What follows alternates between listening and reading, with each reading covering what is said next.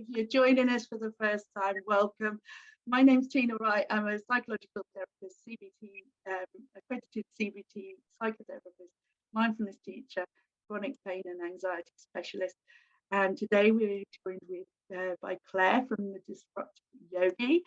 And we're going to be having a chat in just a little while.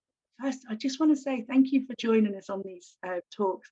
I hope you're finding them helpful, because I'm really finding them interesting and picking up little tips myself. So do get involved in the conversations, do ask things if you find there's things that you want to clarify, or you've got any comments or questions, pop them in the question box underneath the comments, and we'll come back to them if we're not able to do it right at that time. Do give us thumbs up and likes, because Facebook, we've just been saying the algorithms at the moment are not great, not favouring groups, but also for other people in the group to know that it's worth watching. If you've found that it's worth watching, or you find that there's you've enjoyed it in some way, do give it a heart or a thumbs up, and then people will know it's worth going back to and catching up on. You're going to have the next month to do that. I'm going to take them down at the end of next month. And if you're watching on replay, do give us the hashtag replay. And I'm trying not to do the thing with my fingers at the moment, because I think that's really creepy, but I'm not going to do it. But hashtag replay on the comments as well, just so we can see who has watched and who hasn't. I think that's all my notifications and things. So Claire, I knew I'd forget something today again. I haven't got my speaker list up with your introduction. Let me just that. Always been busy here this week. There we go. It's just taking a little while. Go to there. Sorry. See, I'm just going to waffle while we're finding the right bit. And so Claire is a self-growth student, freedom seeker, yoga teacher, and founder of a tight-knit online yoga community, the Disruptive Yogi, or TDY. She coaches women who in how to use the tools of yoga to grow confidence, gain clarity, practice self-care, and pursue a life of purpose. Good stuff. There are so many things for us to do today: suffering with anxiety, depression, burnout, body confidence issues, or just tired of being stuck in your sorry, I've lost my place, in your own way. So I want to show, this is what Claire said, I want to show you it doesn't have to be this way. Using the TDY method, we use tools of yoga and apply them to our modern day life and problems, understanding that it's not all about glamorous postures and dreamy, but we can implement these tools and tune in, believe in ourselves, and know that when we work with our body and listen to true transformation can then begin. Sorry, I messed up saying it all, but I get the gist of that. Claire uses yoga to make you feel great. So, that's it. I've got her a new strapline. So in a nutshell, it's a bit more about what you do and how you come to do it, Claire. Yeah, so just a little bit of a background about me, really. So I've always been in the health and fitness and wellness industry for a few years now, let's say.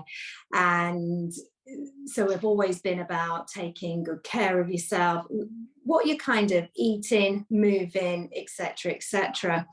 And over the past few years, it's actually gone down the holistic route. So we come into the yoga aspect of everything. And without going into too much detail, I was finding that with the yoga, it's very much, when we see it on the Instagram and social media, it's very much on the mat all the time. So we're always looking at the postures, so coming into your headstands, your handstands, etc., which are fantastic. And they're a great achievement when you get there.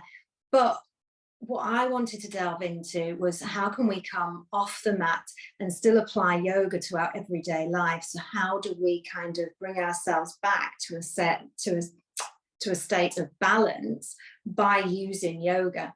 So it's basically whatever we're doing on the mat, we can take off the mat as well. And by doing that, we're actually looking at the sutras, and the sutras are the philosophy behind yoga. Now, very often when you're starting to explain this to people, you get the blank. It's philosophy, what?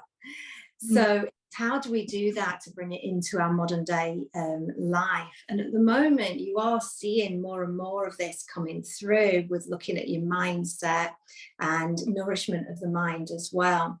So we take the tools of yoga and help that, and offer them to women to help them live a happier, healthier life. That's absolutely wonderful. So it's like you can do yoga Anywhere, because it goes behind postures. The postures, so if you think about the postures as your exercise and your movement, and obviously that's fantastic, and when we're moving, we feel great, and it's always recommended that we move as much as we can. But we move so that we complement the body as well. But how can we take and use yoga off of the mat? So we look at things like your mindset, the breathing, and how you're living with your daily habits and patterns, really. And we disrupt those. And when we disrupt them, because it's kind of giving you the kind of, what should we say, the blueprint, you can actually then go on to live happier, healthier. Yeah. So it's similar to like when I teach mindfulness, and I say mindfulness isn't meditation, mindfulness is every day. Yes. So yeah, and I think there's a clear, because there's little habits and patterns and routines that we can bring into our everyday that can be super simple. So it's always like a yoga prescription, really. You're gonna sit down with that lady and find out what that lady needs. I like to work with the yoga wheel, and if you imagine a pie chart, I think I've been through this with you before, Tina, but for everybody else, if you split that pie chart into quarters, one quarter we've got the body, we've got the mind, we've got the soul, so your soul being the mindfulness, the meditation, and then that last piece makes up your life.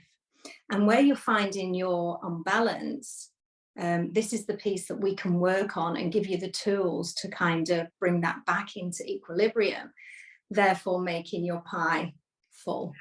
Yeah, I like a full pie. I was watching it, like thinking of it, and if you've got one piece missing and you're trying to then roll on that wheel, that's your life, or that if your life isn't as it should be and that pie piece isn't there, you're going to keep going up and down in life, aren't you? As it rolls along, you're not going to have a smooth pie, or even a bite out of that piece of pie. It might be, you might have what you think you've got in order, but there might be a piece missing. You might need to change one habit or one thought pattern, because that's what's keeping you stuck. That's what's keeping you in a low mood, shall we say. And if we can find a way to start to reframe that kind of thought or pattern, then that piece of pie will be complete again. So it's finding out where you need that help and where you need to apply your tools, really. So would most people just need it out of one section of the pie, or do people want or need things out of different sections? How does that work? Yeah, so quite often ladies that I'm working with, they need a little bit of work in their body, in their mind, and just coming down. I think the soul is a super important one. It's often the one that gets neglected.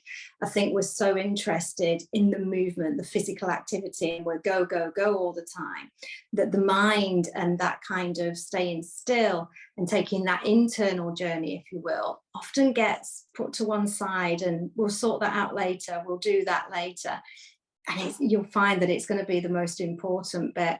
But yeah, going back to what you asked me, there's little pieces in each of the pie that just need that kind of little bit of work to bring them all into balance. So more often than not always, it's a little piece out of all of the sections, if you will. I've had a bite of every bit of pie. I think we all have, haven't we? I think we probably have. And to then replace that bit of pie, or to replace that piece that's out of there, do a little bit of work. Yeah. I like the idea of, then it just gives a visual, pie. doesn't it? It gives a visual. Yeah, that's it. I think we said this before, we both have like something like a plan that is quite visual, and many of us are more visual learners than oral or audio. It's that creativity, isn't it? Yeah. Creative minds.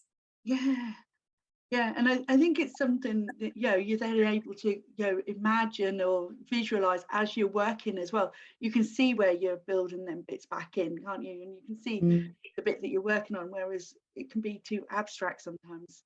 We haven't visual. Yeah, because you're looking at the bigger picture, and I think this is the thing when you're seeing things on, and I think social media has got a lot to answer for, hasn't it? Because when you see these beautiful people and they're doing the perfect posture, and they must have their life all together. We don't know that. You don't know what's going on beyond the surface, and very often there is some inner work to be done. So let's not neglect that inner work. Let's not just stay on the mat practicing the postures, but let's go beyond that as well.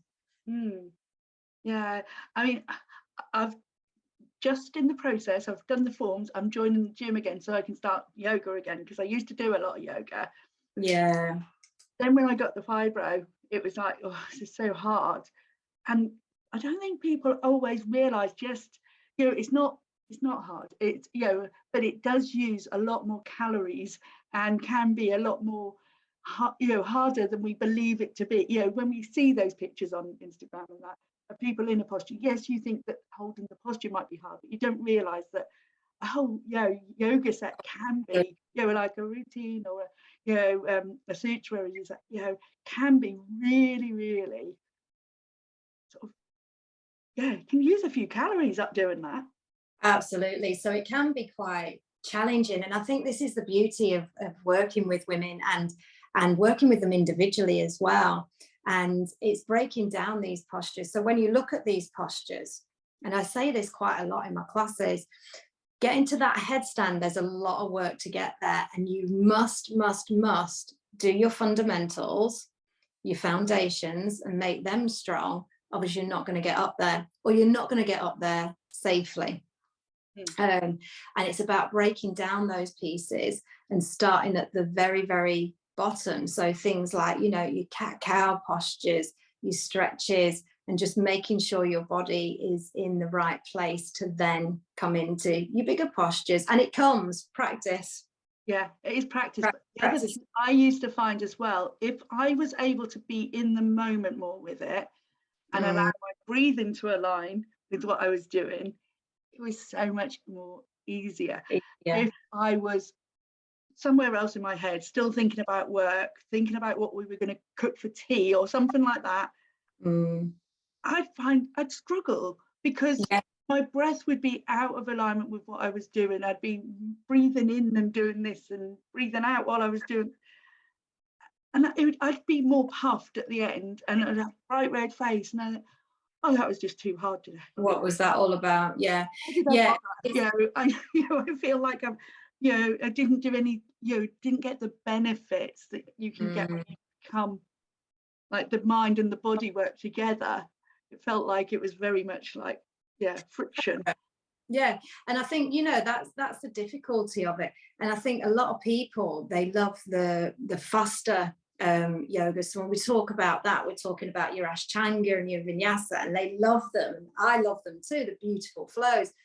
But when you actually get them to slow down, and we're looking at things like your shavasana, I don't know if you've ever been in a yoga club where people have actually got up and walked out of shavasana as if the yoga was just the physical part.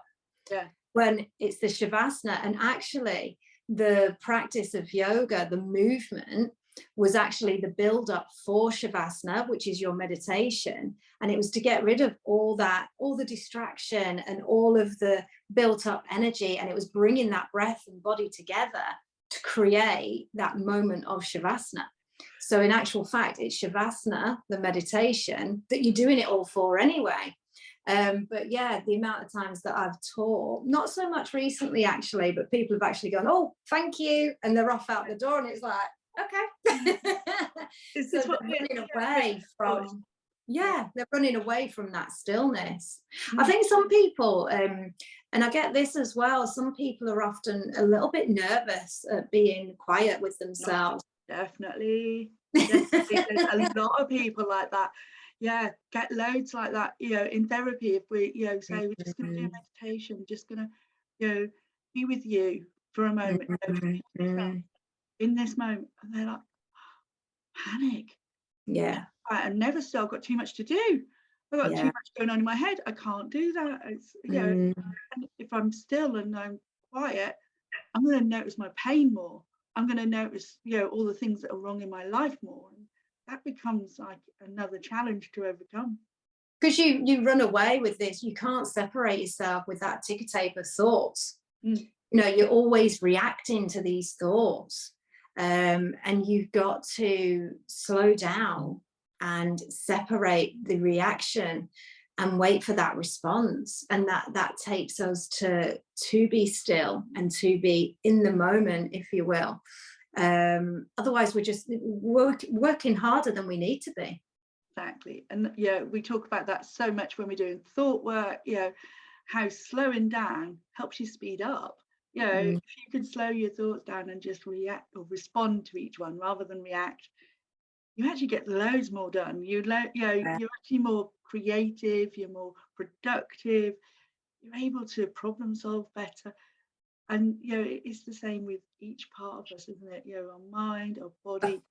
Yeah, and I think the biggest example, the slower we're going, we can a longer distance if we slow down.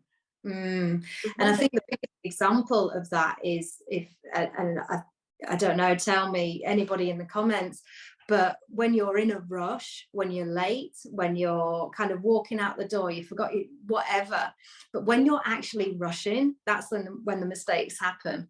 So you've left your keys on the side, your phone's at home, and when actually if you just gave yourself more time, paced yourself, and you was just a bit more patient with yourself, you'd probably remember everything as you were going along. But we're just moving so far. I think we say this quite a lot, don't we, Tina, that in this modern day world, and we can't help it sometimes, but we're just moving 100 miles an hour from morning till night time.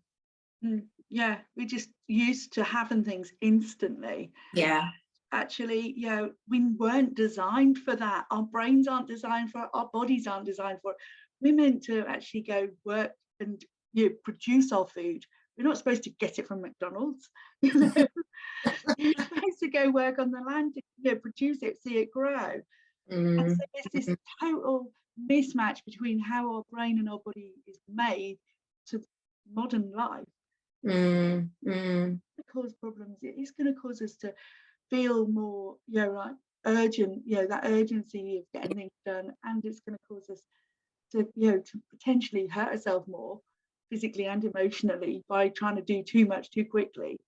Yeah, absolutely. And I think, again, when we're coming to the inside job, to taking that internal journey, there's so much now, and I think there's so much coming out where the mind and body are more connected than we ever thought. I mean, we've always been a believer in that, and we're like, told you. But that research tell us that. Can't do anything without my brain and my body too. Exactly, but that connection is real. So do your yoga postures, practice. I'm a huge advocate. It's the most beautiful way to move, but let's not forget to listen as well, come into that internal journey and give ourselves the tools to complete the pie, to live that happier life. Definitely, there's pieces missing. Yeah. Are you able to give us like a sort of an idea, because there's these different parts of the pie, Mm. If you think of an example of a client, or even a made up sort of case example of someone that might need a little bit out of each, I'm just thinking Yeah. that might be quite useful. I mean, absolutely. It's quite, so you're looking at your modern day woman. So your modern day woman, if you think about her, she's, I don't know, maybe she's got children. She's still working full time. She's got the house to run. Yeah. So if you visualize that, then I always think as women, we feel we take on so much and we're moving so fast. And I think we're always the first port of call as well. So if the kids needs us, if the husband needs us, work needs us, we're always going to have all these, what can we say, port of calls all day long, pulling us from pillar to post, if you will. Responsibilities, I guess. Yeah, absolutely. And so if we think about, very stereotypical, but forgive me, we think about this woman just as a client for me, then chances are she's not taking much time to slow down. She's not listening to what's going on with her body. So she might be suffering with things like not going to the toilet too much. She might be suffering with not eating regularly, not eating nourishing food. Yeah, because we're not slowing down and we're not listening to that brain and that body connection. Very likely this is where we're getting the peak of our anxieties, our depressions, the overwhelm. Yeah, so it's all these different threads that we find coming in just with the fast pace that we're actually living, because because this is kind of the life that we're creating in the modern day. Now, that's not to say that's wrong to live that way, but there's definitely things that we can introduce, habits and patterns, and the way that we're living day to day that can help us continue living that lifestyle, but in a healthier way. Does that make sense? Yeah. So what sort of thing, what sort of habit would you change, say, if someone was out of alignment in the soul area, or in the body? Yeah. Do you know, the one thing that I think people should be doing, and I think they should be doing this from school age, you know what I'm going to say, don't you? Is breathing. And I know we're all saying, yeah, we're breathing, but breathing properly. So really take in just a few, and this can take 5-10 minutes a day. You can do this in the morning, you can do it at night time, you can do this if you're feeling the overwhelm, that anxious feeling. You can do this just to bring everything back into focus and back into a state of equilibrium. Breathing, definitely. Yeah. And we're making that inhale and that exhale. So the one I always give out quite a lot is the 4-count breath. Have you heard of that one? Yeah, is that like the box breath? Yes. Yeah, exactly that. Because when we're bringing the inhale and the exhale to equal lengths, that's when we can start to offer the body just that little bit of calm. And bring back that focus, because that's what we can do with a good breathing practice. It isn't just about, I know I do a lot of online meditation and I get people drifting off. Yeah, well, that means your exhales have just been a little bit too deep. We want to get that balance, because we want the calm, but we want the focus as well. So we should be primed to be calm and focused at the same time, and that's going to help us make better decisions, better choices, and we're just going to be in a better state during the running of our day. Do you want to show us how that might Shall look? we breathe together? Shall we? Let's do it. All right, so you come into a nice comfortable seat. I might fall asleep. No. Next you just do your little. So I want you to come to a nice comfortable. Actually, if you do hear snoring, it isn't me, it is the dog. And he's laying here asleep. I'll be like, whoopsie, Tina's had a hard week. No, so let's come to a nice comfortable seated position. Try to have, wherever you are, try to have the flats of the feet on the floor below you. Yeah, we're holding a nice posture. So we can feel a brace in the belly, but that brace goes all the way around the core. So we can feel it nicely, a nice band around the core and the back. Now, get nice and comfy. When we're coming into this position, I always like to just rock back and forward into the pelvis, an area that we really hold rigid for most of the day, those hips. Yeah, they only really move in one direction when we're walking. So it's nice to offer a little bit of mobility before we sit in stillness. You might just want to roll the shoulders maybe to the back, to the front. And what we're doing here is we're releasing them away from the ears. We heard of that saying, carrying the weight of the world on your shoulders. Yeah, let's release that world. It's not ours to carry. And from here, we might just gently rock the head side to side. Just loosening away all of that tension.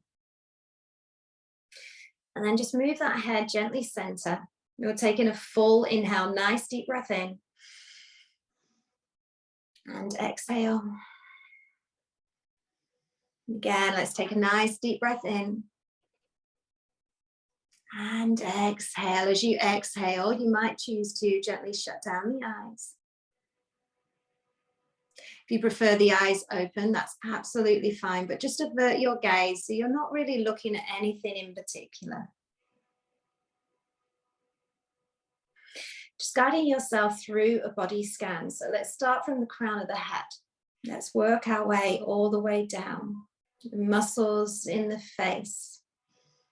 Relaxing all the muscles around the areas of the eyes, the cheeks, the area of the jaw, the teeth, the tongue, hidden area for tension here. Just relax. Shoulders just becoming heavy.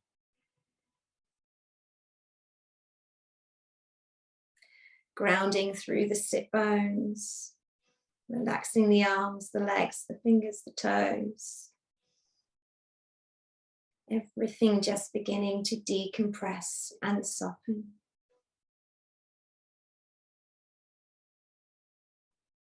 And then you bring awareness to your breath and just notice the breath. A gentle rhythm of breathing may have already started to slow down and deepen. And we'll connect with this breath now. You come to gently place one hand onto your chest and one hand onto your belly. We'll start by completely exhaling.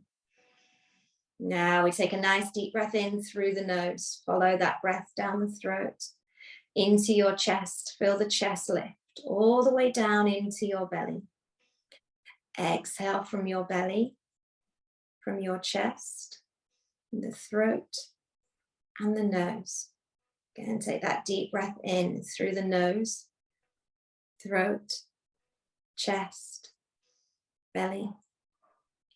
Exhale from your belly, chest, throat, nose. Inhale for 1, 2, 3, and 4. Exhale for 4, 3, 2, 1. Inhale for 1, 2, 3, 4. Exhale for 4, 3, 2, and 1. Now continue with that deep rhythm of breathing. Maybe you're internally counting that count of 4. Every time, I really want you to focus on breathing into the belly. And if you're new to your breath work, this can feel a little bit strange. I almost feel like we're conditioned to hold that belly in. So we almost forget how to take the breath down there. But we want this wave of breathing from the nose to your belly, from the belly to the nose. If you're familiar with breathing, you may be coming up to a 6, 7, or 8 count. The important thing for this practice is that the inhale and the exhale are equal. We return that equilibrium to our nervous system and to the body. And a few more deep breaths here.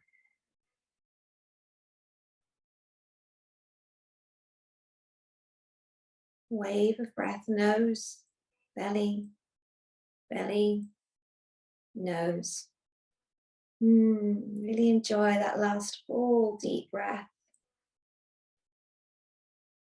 And at the end of the exhale, you can gently release the palms. And in time, you can blink the eyes open. Lovely. Feeling good? Time.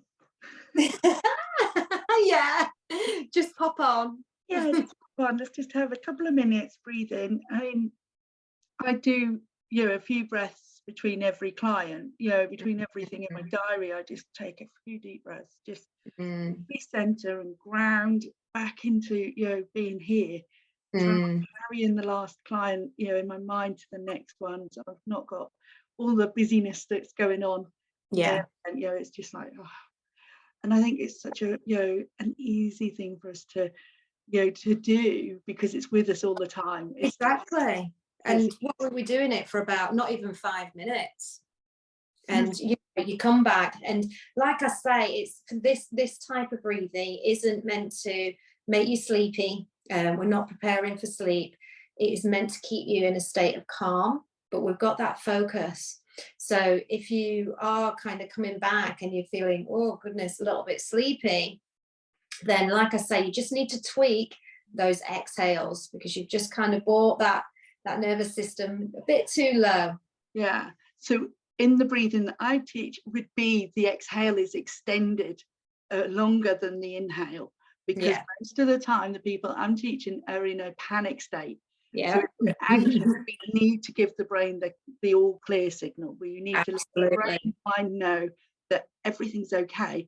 So we down into that ventrovagal nerve, and then we'll allow it out for longer. Yeah. So that the brain's got time to get that message back up and say, everything's okay. We don't need to be panicking. We don't need to be anxious. So but that's the power of our breath. Look at how much we can work with the body. Just with our breath. That's just one tool. Yeah, exactly. And there's, the different ways we breathe will give the mind and the body different messages. So if we're breathing from our chest, and we're breathing quickly, it's telling our body that we've got to get ready to run. We need to run. Where are we running to? Sometimes we're not running anywhere because we can't. It's the thought in your head that you're scaring yourself with. It's no surprise that we're seeing round every corner and everything we read now, anxiety, ADHD, it's all on the increase. Well, when was the last time we checked in with the breath? Are we breathing into the chest, or are we taking that breath deeper into the belly? How are we breathing? Let's start with our foundations. Let's start and then let's build up. Yeah, that's it. So, there's just so many different ways though, isn't it? So with the breath, we're working with, that soul side, the sort of imagining and filling that part of the pie. Do you teach sort of, the movement yoga?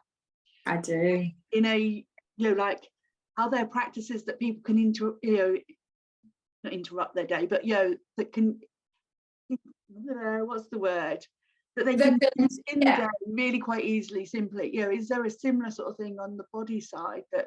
Absolutely. So it's like I just said to you then, as we were settling into our meditation, check out the areas of the hips. This is the other thing, as well as anxiety, depression, and everything else that we're facing. We're also looking at very sore hips, knees, lower backs. Okay, so when was the last time you moved, or have you got a job where you're sat still for X amount of hours a day? Or on the opposite side, have you got a physical job, but are you just walking constantly? So if you look at our spine and the shape of our spine, and this is why I love just the basic posture of cat and cow, your spine then moves with the flexion and extension that it's been given to us for. It's meant to flex and extend. But when was the last time we did that? So yeah, I always work off, I think I said before, like the yoga prescription. You tell me what you're feeling and what the kind of issue is, and let's find how that's going to help you. So, you know, again, if we just think of the most popular, it is going to be the spine, the back. So let's flex and extend it. Does it feel comfortable to begin with? No. Will it get better? Absolutely. And then the hips. Let's move the hips, those little pelvic tilts that we just spent just a couple of moments.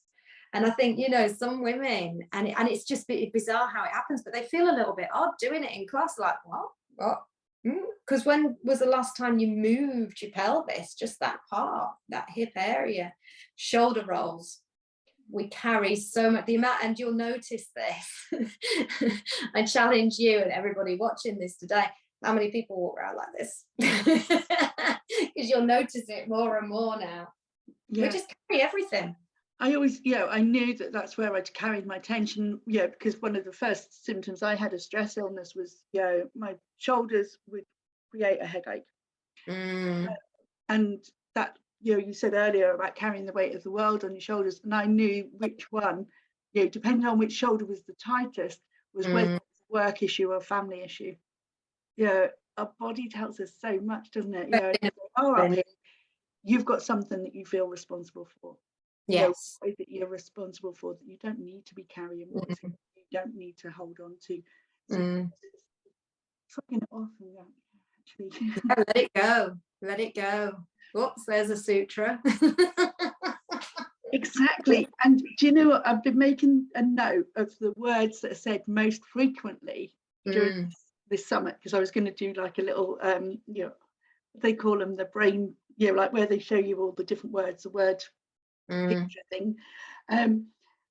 Confidence, control, letting go, awe, play, balance, compassion, habit. Yeah, I think we've covered all those just in this session, haven't we? Most people have, and that's the thing, isn't it? It's the wonderful thing that we all talk very similar language, but it might just have slightly different words. Adding one to that list, I think this is a huge one, and I think this is a huge one for a lot of, I know we're talking about women, but I think it goes for everyone, and that's attachment as well. We're always attached. So for example, we always do something for something. We always want that outcome. And I see it quite a lot. I see it quite a lot now. Very rarely do you see just something happening out of kindness or compassion, or because that's the way we kind of like live. So there's a lot of attachment to things, attachment to outcome as well. I think if we can kind of just calm down a bit and not be so attached to the outcome, to the result. You know, life's a journey, not a destination. Let's just enjoy that and let things go along the way. We're not so attached to how something's going to pan out, which I had to really focus on yesterday when I tried to do my Zoom.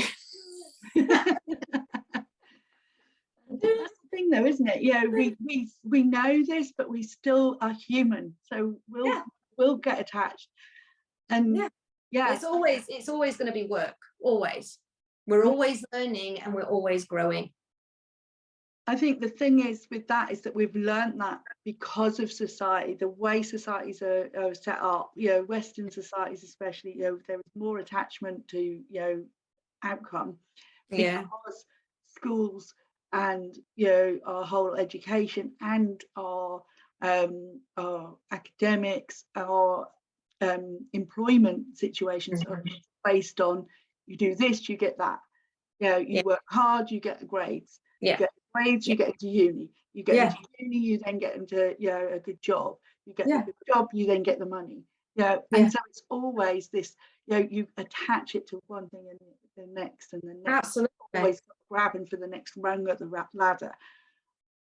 And actually, you know, sometimes we don't need to do that. We can just take our time. We can take our time, but where's the enjoyment? Where's the fun? And I think this is why when we look at our list of priorities, it gets pushed down to the bottom. What happened to the enjoyment and the fun?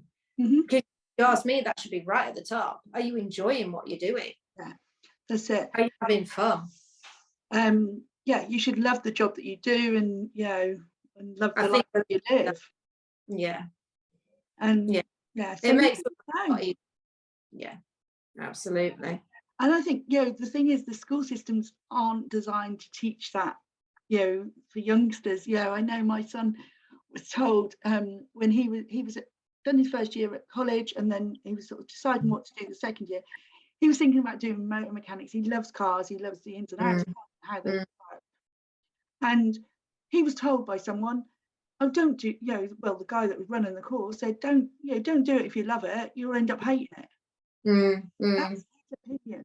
But Yeah. it changed what my son did. He wouldn't then go for it. He's now Mm, done 3 years of engineering, qualified in engineering, and actually still want to go work in a garage, working on mm, cars. mm, mm. It's like, Exactly. But had he listened, you and love I, straight away. Yeah. mm, yeah, and I think and I think it's I can remember when I was at school, and it was you choose at the end your options, don't you? And it's either geography or history, and I loved history. Mm. And I got talked out of it because it was like, well, you're not going to go very far with that. And I thought, I don't want to go far. I just enjoy it. We should do what we enjoy, shouldn't we? And I just I think enjoyed Tony it. was saying the same thing about her art. She loved art, but because she was told she wasn't very good, wouldn't get the exam results, they wouldn't let her. She's now Yeah, got a master's degree and is doing a PhD in fine art. good for her. And that's the thing, isn't it? If we've got that intuition to know what we like and what we want, usually that's there as a child. It gets battered out of us through Mm, society, and mm, find happiness absolutely. in that again. Find it, and then use that to guide you. Mm, What advice would you give to your younger self? Because I think that's the sort of thing that I would yeah, that's good. I follow. think But what advice? I mean, if I could go back and introduce breathing to myself, then I would do. mm, Um, so, yeah, it's a difficult question, isn't it? I think, yeah, slow down, maybe slow down, maybe choose enjoyment over different pieces of advice that you've listened to your intuition, isn't it? yeah, Listen to yourself, listen to your intuition, and try not to be so distracted by the outside noise, because yeah, that is the thing, isn't it? I think we get that when we get older, but when we're younger, it's so easy to listen to all those distractions, and there's so you're much that looking to learn and grow. yeah, Yeah, you're looking to learn and grow, and so you're going to reach, oh, is that right? Oh, I'm not sure, is that right? You're growing. yeah. So, I mean, you do your yoga, you do Mm-hmm. breathing exercises. Are there any other techniques that you use in everyday life that you actually use to Yeah, so I self-care? think when I'm first introducing myself to ladies, I think we always go through that mindful movement, which is our yoga, which can be, quite tough, like you see with social media, headstands, handstands, or it can be really gentle, which is going to be maybe slower and maybe starting with fewer postures. It'd be your meditation, but then journaling as well. I think one of the key things that is missing in some of my ladies' lives, at least, is journaling. Because even if it doesn't make sense, and I always say, even if it feels a little bit weird to start with, like you sat there with a pen and a book, like, okay, what do I do? Just sit there and then get in the habit of practicing. Okay, I'm going to write this. Doesn't make much sense to me now, but in a couple of days it might. And then when you start building on that habit, you might have a rage page, and so you're just so angry that day, you're so cross with someone's cut you up in traffic, let you down at work, whatever it might be. Get it down on that piece of paper, because do you know what, if it's out, then it's not in. Mm-hmm. So I always say journaling. I always really try and push the breathing, the meditation, and the journaling, and drinking lots of water. They are my kind of, please do this. This is your foundations. Please do this, and you'll notice the difference. That's it. I like that rage page idea, because I can remember journaling right at the early stages of journaling, and there is often rage. There's especially if you've got chronic pain or stress illnesses, there will be rage, there, at some level, you know, in one of those layers, as we peel back the layers, you know, you will come across rage at some point. Yeah.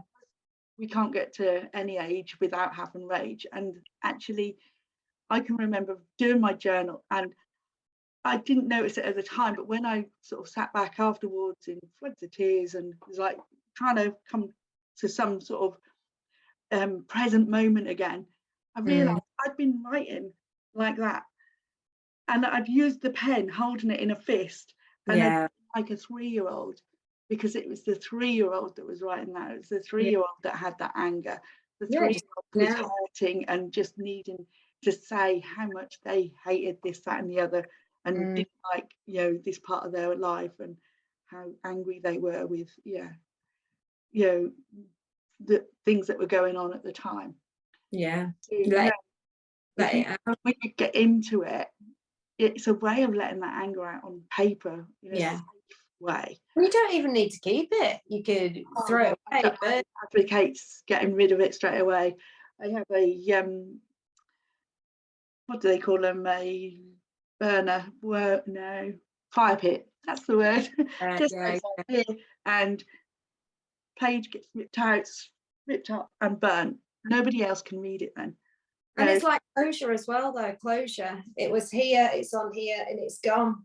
It's allowing it back out into the universe. It's dissipating. It's a lot easier to see the smoke go up and go, I need to hold on to it.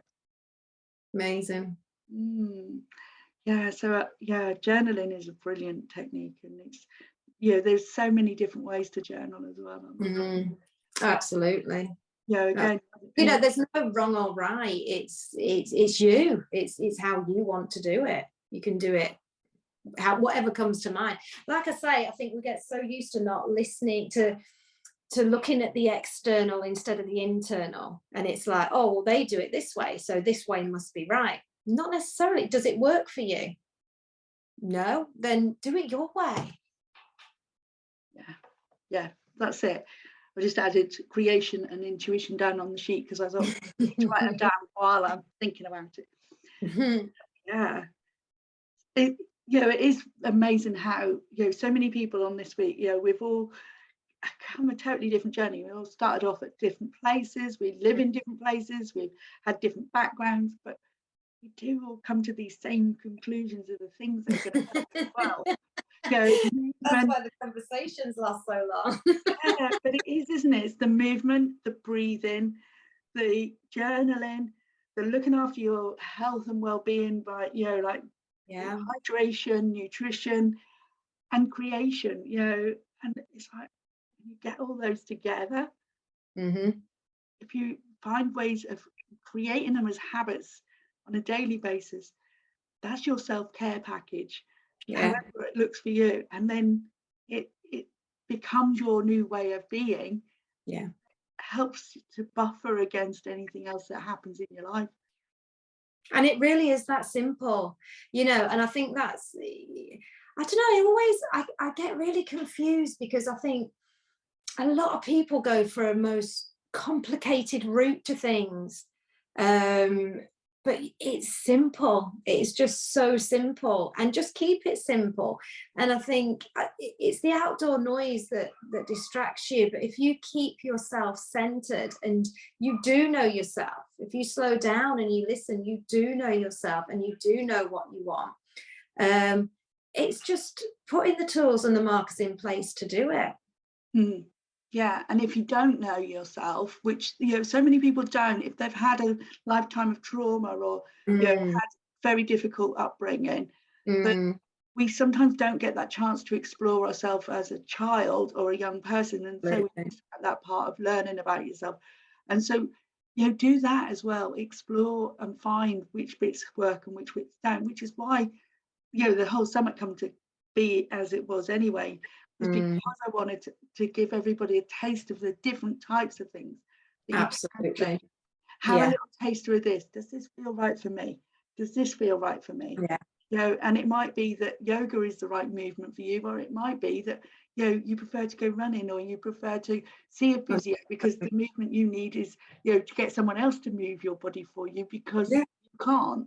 That's exactly right. Very different for everybody, but Yeah.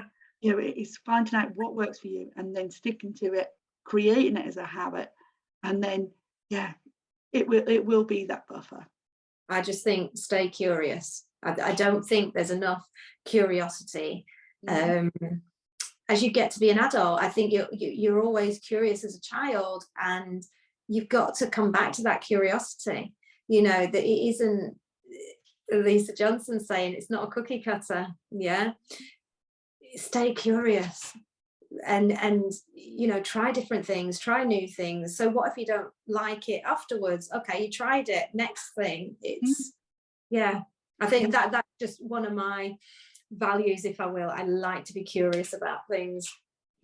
Yeah, definitely. I mean, it's one of the pillars of mindfulness, isn't it? Curiosity. You just have to sort of try not to know what you expect of it. Try not to have assumptions. Be curious and find out. You might think that you don't like it, but until you do it, you don't know. Exactly. That's And exactly with their vegetables, isn't they? You never had it. You do like them. To hide them in the sauce anyway, so you won't know. You had them last week. Send them up. But that is the thing, isn't it? We are a little bit more rigid in our thinking sometimes, and actually being allowed to it's not even being allowed to make mistakes. It isn't because they're not mistakes, but not worrying so much about getting it right can help release us and let go from all those other things, all that expectation. Absolutely. Yeah, it's been wonderful speaking with you, Claire. It always is, Tina. I love catching up with you. We just end up chatting about all sorts. Yeah, we really do. I mean, the books start coming out and everything. We don't have a drink with it because so do you want to tell people where they can get hold of you? Tell them a bit about your group so that people know, if they want to find out more, how to do that. So on Facebook, I've got, it was originally, it's grown. We talk about growth quite a lot, but it's grown.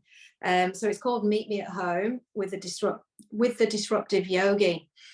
The Meet Me at Home section actually came out of lockdown because I created a group for women, basically to help them through as much as I could with the yoga skills, the meditation. So we've got movement, mindfulness, and all sorts. Really, really nice group to be in there with lots of tips and lots of kind of postures and lots of disruptive stuff on there. Also, like yourself, we'll find Tina over there because I've been doing interviews, because just like you, I think the connection and the community needs to grow so that we can help more people. So yeah, that's babbling on now, but that's on Facebook for Meet Me at Home with the Disruptive Yogi, so you can find me there. And on Instagram, it's claire.nutton, and that's over at Instagram. But I can put all the links underneath this conversation, so don't worry about spelling or missing it or whatever. I can put all the links on. Yeah, that'd be great. And maybe in the next couple of weeks.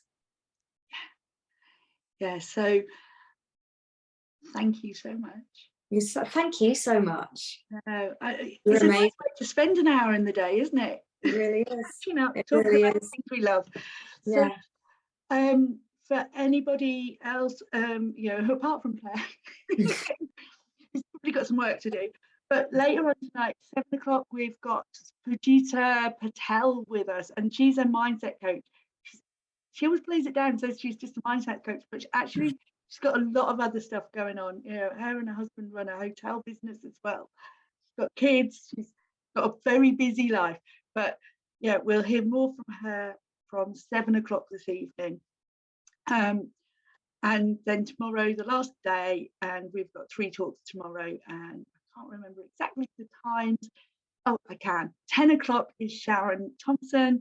Then at 1 o'clock, I believe, but don't quote me, it's going to be Ali Davis. And Ali is an invisible illness mentor and advocate. Sorry, I didn't say what Sharon is. Sharon is a business consultant and helps new businesses to find what they actually do love and start moving forward with that. And then at 7 o'clock tomorrow evening, I'll be delivering my masterclass all about sustainable self-care. So do join us tomorrow if you can, and later today. And if you want to catch up on any of the other videos, they're in the group for the next month, and then they're going away. They're not going to be available in the group forever. So if you've got any questions, do pop them in the comments as well, because we will come back to them. We'll be able to answer them, or get in touch with Claire if they're specifically for Claire. Contact her directly. Go see her group and go say hi and say say I sent you. Then she'll forgive you if you make it. Yeah. She lets me off a lot. So do take care, and we will catch up with you at 7 o'clock tonight. Take care. Bye. Bye. Thank you for watching. Don't forget to comment, like and share if you've enjoyed the video.